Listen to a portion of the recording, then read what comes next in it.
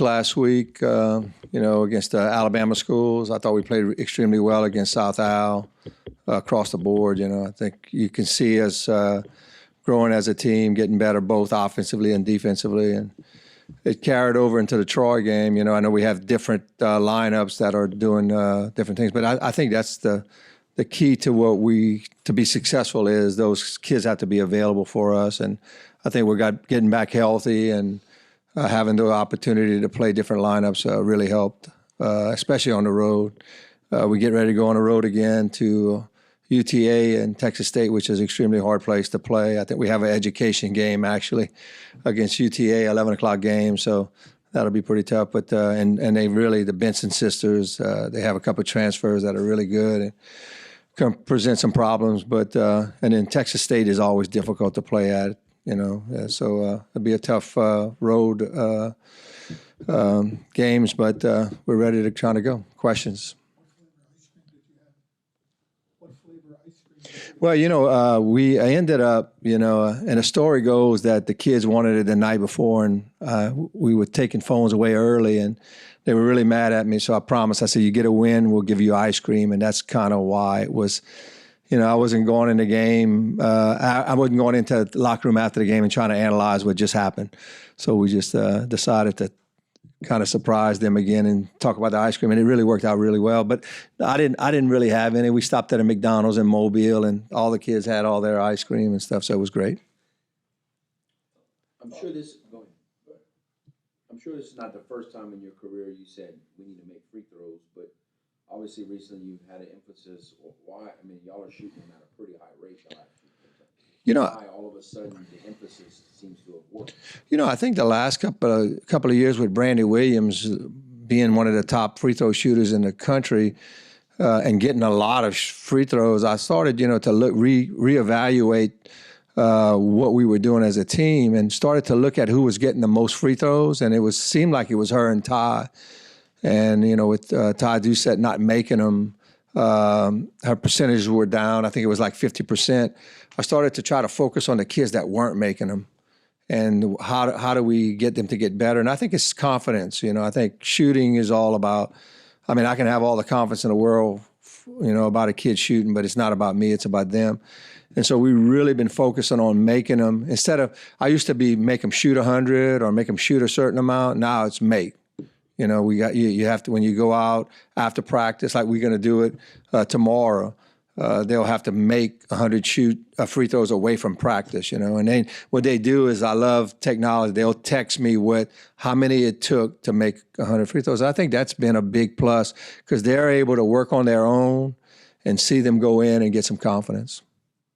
And it's really made all the difference. And especially on the road, Kev, I think, at home too, but on the road, you make free throws. I know the last 4 years missing free throws, there's some games that we could have easily won that we didn't because, we missed 10 or 12. We did it this year at the beginning of the year. We missed 12 free throws or 13 free throws against Sam Houston, and that was an easy, winnable game if we would have made free throws. So, and I think that was the start of it. Like I said, we need to try to focus on that a little bit more, and by making free throws, I think it's going to be huge, especially on the road.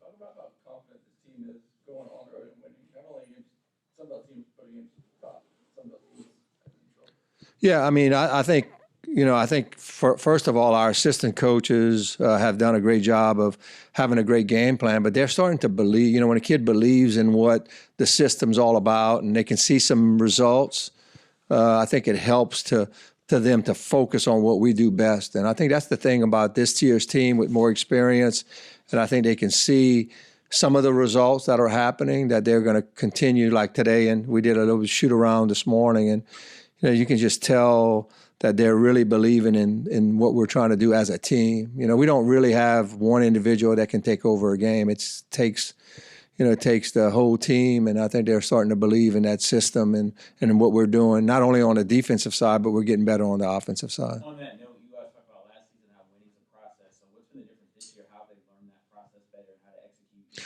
finalize, and find a way to win games? I think in any kind of sport, when you're comfortable, you look at LSU and their quarterback and Joe Burrows, look how confident this guy is, and I think that's I know it's a different level sometimes. You may think it's a different level, but it's a sport that you have to have confidence in. Basketball, if you're confident in yourself and you feel comfortable in what we're doing. Last year we were so uncomfortable.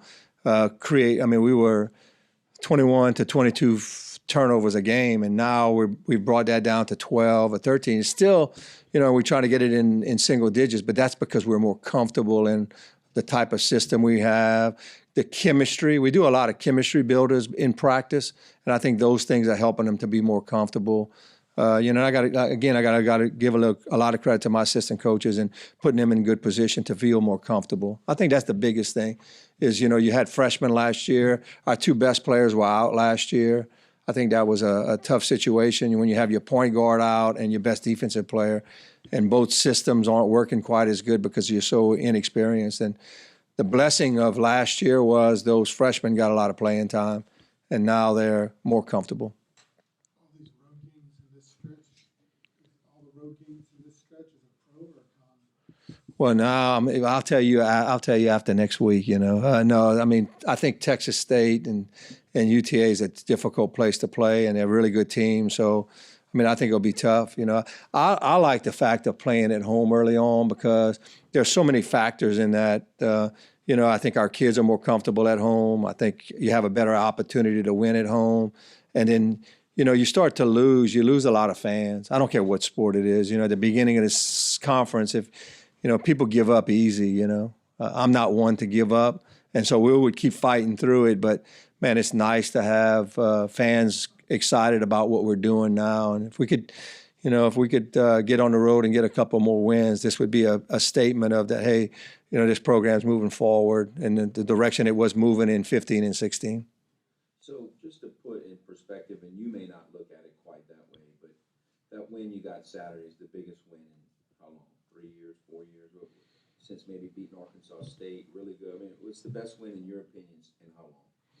I think when we beat Little Rock in the tournament, when we beat Little Rock in the tournament to go into the tournament finals in 17, I thought that was a big win, because it gave us an opportunity to get in the finals, which we hadn't been since we had been here, and hopefully to get in the NCAA tournament. I know we'll end up losing to Troy, but we've had some pretty big wins, I thought the Tulane win years ago when we first took over was pretty big, and then on down the line, But it made it a big win because we just couldn't win at Troy. It wasn't so much about Troy. It was just we just couldn't win there. They hadn't won since 2006, and that's a long time.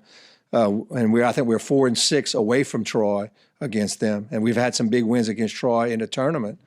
I think for this team, they needed to see that they could change it. I think that's the biggest thing. It's like, can we change the fact that we can't, beat Troy over there, and not just over here. So I think it's a big win.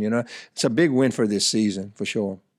Coach, other than putting the emphasis on making free throws, obviously that's a big deal. What else have you guys been kind of working on to get better based upon the opponents that you're going to be facing coming up? Well, and not just the opponents, but we miss a lot of layups too, man. I think just women's basketball in general, if you watch games, there's a lot of putbacks and a lot of missed layups that are in the game. And that's what we were working on today. A lot of that, we're focusing on that. And on the defensive side, we've noticed the last couple of times, on the defensive side, trying to keep the ball out the middle. That's one of our things that we really focus on in our closeouts, closing out with hands against Georgia Southern. I think we were going out and closing out on them, but without any hands and contesting shots and stuff. So we've kind of really focused a lot on that lately. And, I got to give Coach Deacon a lot of credit rebounding, man. Troy was averaging like 54, 55 rebounds a game, over 20 offensive rebounds a game. And we went into the game saying, hey, we got to keep it close. We knew it would be difficult to out-rebound them. And it was 47-41. And that's the closest we've been in a while to the rebound. And most of it hurts us is the offensive rebound. And I think the biggest thing for me is I got to get out there earlier. I usually, when we're on the road, I go sit out and watch the other team kind of shoot. And I was noticing they didn't shoot it that well. And I always took their I've been coaching against Shanda Rigsby forever, and I say they shoot it to go get it. And I was always with this team, I was wrong. So going into the locker room right after that, I said, we got to approach this game like every time they shoot the ball, they're going to miss. If we have that attitude, every time the ball is shot, every time they shoot, it's going to be a miss, and we get the rebound. And I don't know if that was a factor or not, but we did rebound the ball a lot better. Have you ever seen a player in terms of Kimberly Burton shooting, where it was when she got here, improve so dramatically in one area of a game in your coaching career? Never. And I always considered myself and Danny Broussard. Danny thinks he's the shot doctor. I think I am, and changing people's shot and making it better. And usually it's just a little bit. We had to rebuild it. I mean, it was from scratch. And, she just couldn't control she couldn't control the ball. I mean, when she would shoot it, I was just like, I would kind of scratch my head, and I didn't know if it would ever come. I mean, I'm watching her today, and she's so much under control. I mean, she didn't miss shots today, and she's so confident in what she's doing.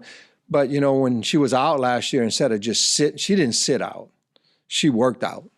And I think that's the biggest thing that Kim, and it brings a lot to our team, because now here you have the hardest worker, and we're seeing a lot of results from her. But by far, she's a kid that I can't believe she can shoot like she does now. Coach Amber Gregg had a lot to do with her, kind of taking her from scratch and rebuilding it and stuff. So, and I watched it from kind of from the sideline, kind of correcting a little bit of things, but she's worked extremely hard and most improved shooter I've ever been around, definitely.